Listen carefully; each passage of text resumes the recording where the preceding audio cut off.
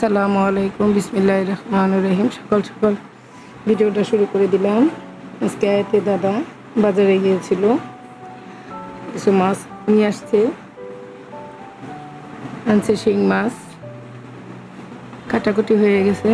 আর আনছে কই মাছ, দেশি কই। আর আনছে পাবদা মাছ।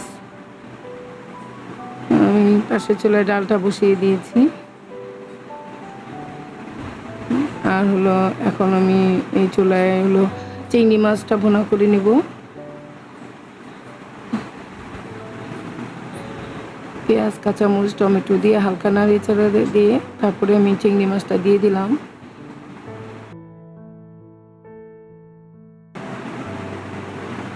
আমি চিংড়ি মাছটা এভাবে রান্না করি। এখন আমি এটার মধ্যে বসিয়ে দিলাম, পেঁয়াজ আর কাঁচামরিচ দিয়ে দিছি। এখন এটার মধ্যে আমি রান্না করব শিং মাছের ডিম। পেঁয়াজটা হালকা ভেজে নিলাম, ভেজে নিয়ে দিয়ে দিয়েছি একটু আদা রসুন, আর দিলাম হলুদ, মরিচ, ধনিয়া, জিরা একসাথে মিক্স করা, এটাও দিয়ে দিব। দিয়ে নেড়ে ছেড়ে তারপরে একটু কষিয়ে নিব ভালো মতো।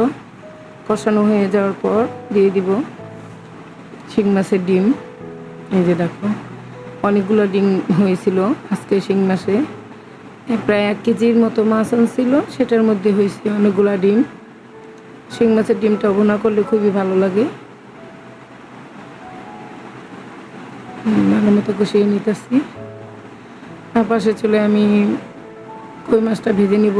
আজকে কই মাছটা একটু ছোট, কিন্তু মাছটা হলো দেশি।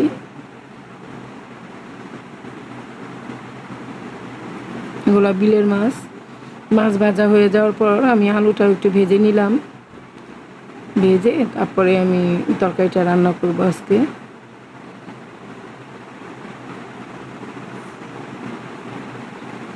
আর এই চুলায় আমি বসিয়ে দিব এখন পাঙ্গাস মাছ লবণ দিয়ে রেখেছিলাম, সেটা হেলাঞ্চে শাক দিয়ে রান্না করব। ভালো মতো কষিয়ে নিই, নাহলে তো গন্ধ করব। মশলার গন্ধটা যাতে না থাকে এই জন্য ভালো মতো কষিয়ে নিলাম। এই যে দেখো, আমার আলুটাও ভাজা হয়ে গেছে। এখন আমি আলুটা তুলে নিব। মাছটা আমি দিয়ে দিলাম।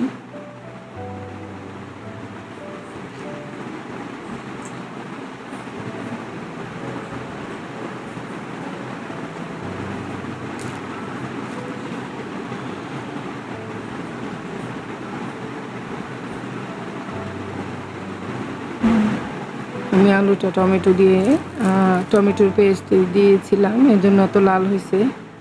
এখন আমি ভালো মতো কষিয়ে নিয়ে তারপরে ঝোলটা দিয়ে দিব মাছে। কই মাছের পাতলা ঝোল করবো আলু দিয়ে।